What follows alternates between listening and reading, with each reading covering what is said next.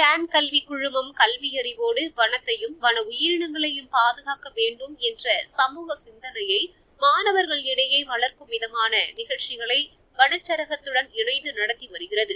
தமிழ்நாட்டின் நீலகிரி மேற்கு தொடர்ச்சி மலையையொட்டியுள்ள சில பகுதிகளில் காணப்படும் வரையாடு என்னும் உயிரினத்தை பாதுகாக்கும் திட்டத்தை தமிழக அரசு முன்னெடுத்துள்ளது. அந்த திட்டத்தை திருநெல்வேலி மாவட்டத்தை சேர்ந்த டாக்டர் மதிவாணன், திருமதி லதா மதிவாணன் அரும்புகள் என்னும் அறக்கட்டளை மூலம் ஆடல், பாடல், நாடகம் போன்ற கலை நிகழ்ச்சிகள் வாயிலாக விழிப்புணர்வை ஏற்படுத்தி வருகின்றனர். இந்நிகழ்ச்சி 19/2/2025 அன்று காலை 10 மணியளவில் சான் கல்வி நிறுவனங்களின் கலை அரங்கில் நடைபெற்றது. இந்நிகழ்ச்சியின் ஒருங்கிணைப்பாளர் திரு கணேஷ், மதுக்கரை வன காப்பாளர் திரு அருண்குமார், வன அலுவலர் திரு சந்துரு அவர்களும் இணைந்து நிகழ்ச்சி சிறப்புற நடைபெற உறுதுணையாக இருந்தனர். கலைக்குழுவினரின் கருத்தாளுமை மிக்க பங்களிப்பு மேலும் நிகழ்ச்சிக்கு மெருகூட்டியது.